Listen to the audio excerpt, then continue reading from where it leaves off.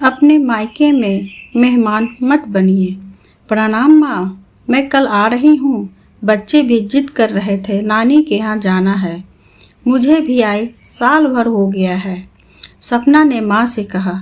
माँ ने कहा, सपना बेटी आ जाओ, हम सभी को अच्छा लगेगा और बच्चों से घर में चहल पहल बनी रहेगी। अरे माँ, भाभी से कहना मेरा कमरा अच्छे से व्यवस्थित करके रख दे। बेटी ने कहा, अरे सपना, तुम यहाँ आ जाओ तो सब हो जाएगा। फोन में ही सारी बातें करोगी क्या? समीर तुम्हें स्टेशन लेने आ जाएगा। ऐसा कहकर मैंने फोन रख दिया। अरे श्वेता बहू, सपना बेटी का फोन आया था, वह कल आ रही है। उसका कमरा व्यवस्थित कर देना। तुम तो उसका स्वभाव जानती हो। साफ साफ शारदा जी ने कहा। श्वेता जानती थी ननद सपना का मिजाज कुछ अलग ही है। उसे हर चीज समय पर और व्यवस्थित रही चाहिए रहती है। किसी चीज की कमी उसे पसंद नहीं। मायके में मेहमानों जैसा व्यवहार रहता है। अपने बच्चों की तो बहुत ज्यादा केयर करती है। सपना बच्चों सहित आ गई। समीर भैया स्टेशन लेने चले गए थे। सपना घर पहुंची और माँ के गले लगकर उसके हालचाल पूछने लगी। श्वेता तुरंत पानी का गिलास लेकर आई और सपना से उसका हालचाल पूछने लगी। तभी श्वेता की बेटी खुशी बुआ के पास आकर बैठ गई और बुआ पूछा, बुआ मेरे लिए क्या लेकर आई हो? सपना ने कहा। सूटकेस खोला और एक सुंदर सा ड्रेस खुशी के हाथों में दे दिया। खुशी ड्रेस पाकर बहुत खुश हो गई। बच्चे आपस में खेलते हुए मस्ती करने लगे। तभी सपना ने कहा, श्वेता भाभी, हमारा कमरा व्यवस्थित है ना? पिछली बार आई थी तो कूलर काम नहीं कर रहा था। गर्मी में पंखे में ही सोना पड़ रहा था। एसी तो आपके कमरे में लगा है। श्वेता ने हंसते हुए कहा, सपना दीदी, इस बार आप हमारे कमरे में सो जाना, हम लोग दूसरे कमरे में सो जाएंगे। आपको कोई परेशानी ना होगी। शारदा जी सब सुन रही थी। उसने तुरंत सपना से कहा, अरे बिटिया, इस बार तुम्हारे भैया समीर ने नया कूलर ले लिया है, तुम आराम से रहना। अरे माँ, मैं तो भाभी से यूं ही मजाक कर रही थी। सपना ने कहा। श्वेता जानती थी सपना हर बात में उसे ताना मारती है, पर वह चुपचाप रहती।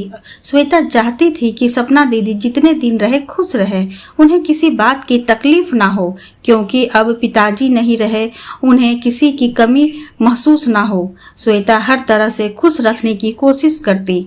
समीर बाजार जाकर काफी सारा किराना का सामान और बच्चों के लिए चॉकलेट मिठाई ले आया। एक दिन दोपहर के वक्त सब खाना खा रहे थे और श्वेता गरम गरम पूरी तल रही थी। तब शारदा जी ने कहा कि बहू, तू भी सबके साथ खाना खाने बैठ जाओ, मैं पूरी तल देती हूँ। श्वेता कुछ बोलती इसके पहले सपना ने कहा, माँ, तुम क्यों पूरी तलोगी? भाभी को बनाने दो, अब तुम्हारी उम्र है यह सब करने की। सारा दिन कुछ न कुछ करती रहती हो। श्वेता ने सास की तरफ देखते हुए कहा, माँ जी, आप खाना खा लो, मैं बाद में खा लूँगी। सपना आराम से मायके में दिन गुजार रही थी। समीर भी छुट्टी के दिन सब परिवार घूमने और होटल ले जाता। एक दिन बातों ही बातों में सपना ने श्वेता से पूछ ही लिया, भाभी, आप मायके नहीं जा रही हैं? जवाब देते हुए श्वेता ने कहा, मैं तो अभी जाने ही वाली थी, क्योंकि मेरे पिताजी की तबीयत ठीक नहीं चल रही है, पर आपका फोन आ गया तो मैं जाना कैंसिल कर दिया। माँ जी कितना अकेले घर का काम करती, अब आपके जाने के बाद ही जाना होगा। अच्छा किया भाभी जो आप मायके नहीं गई, नहीं तो ससुराल में से मैं थकी हारी आती हूँ, फिर मायके में पूरा आराम करना चाहिए। सपना दीदी, आपकी भी तो ननद आती होगी, तब भी उन्हें भी तो पूरा आराम मिलता होगा। नहीं, मैं तो साफ साफ कह देती हूँ, मुझे अकेले काम नहीं होगा, तुम्हें मदद तो करनी ही होगी। इतने लोगों का खाना मैं अकेले कैसे बना सकती हूँ? सपना हाथ हिलाते हुए बोली। शारदा जी चुपचाप सुन रही थी। उन्हें कहाँ यहाँ कोई नहीं बताती, वह भी अकेले काम से थक जाती होगी। तुम तो अपनी बहू का पक्ष लेने लगी, ऐसा कहाँ है? कहा जो मैं चली जाती हूँ, भाभी पर बोझ नहीं बनती। सपना ऐसा कहते हुए रोने लगी। श्वेता जानती थी यह तो उनकी आदत है, थोड़ी भी कुछ कहो बुरा मान लगने लगती है। बात संभालते हुए कहा, यह मतलब नहीं था, आप तो आराम से रहिए, मुझे तो आदत है काम करने की। आप तो हर साल आती हैं, मैं कभी कोई शिकायत की है ना। एक दिन शारदा जी अपने कमरे में आराम कर रही थी, तभी सपना ने अंदर आते ही पूछा, माँ भाभी नजर नहीं आ रही है, कहीं गई है क्या? हाँ, सपना बहू कहकर गई है, कुछ देर में आ रही है, शायद कुछ काम से गई होगी, माँ ने बताया। सपना ने कहा, माँ तुम्हारा गला कैसे खाली है? चैन नहीं पहनी, कहीं भाभी तो नहीं रख ली? शारदा जी कुछ कहने ही जा रही थी कि इतने में श्वेता कमरे में दाखिल होते हुए कहा, लीजिए माँ जी आपकी चैन। शारदा जी ने सपना से कहा, यह कह ही रही थी मेरी चैन कुछ दिन पहले टूट गई थी, सपना उसे ठीक करवा कर ले आई। सपना आगे कुछ ना बोल पाई। एक दिन श्वेता की तबीयत बिगड़ गई, उसे तेज बुखार था। समीर तुरंत हॉस्पिटल ले गया। डॉक्टर ने देखते ही कहा, श्वेता को टाइफाइड हो गया है और अस्पताल में भर्ती कराना पड़ेगा। समीर ने तुरंत माँ को फोन करके सारी बात बताई। शारदा जी ने सपना को सारी बात बताकर तुरंत हॉस्पिटल पहुंची। शारदा जी श्वेता के सिरहाने बैठी उसे तसल्ली दे रही थी। कुछ दिनों में सब ठीक हो जाएगा। शारदा जी ने कहा, तुम घर चले जाओ, घर में सपना और बच्चे हैं। सपना से कहना श्वेता के लिए खिचड़ी बना दे। अब घर की सारी जिम्मेदार सपना पर आ चुकी है, पर वह करती भी क्या। उसने सबके लिए खाना बनाया और भाभी के लिए खिचड़ी बनाकर समीर के हाथों हॉस्पिटल भेज दी। शारदा जी सपना को खाना खिलाया और घर वापस आ गई।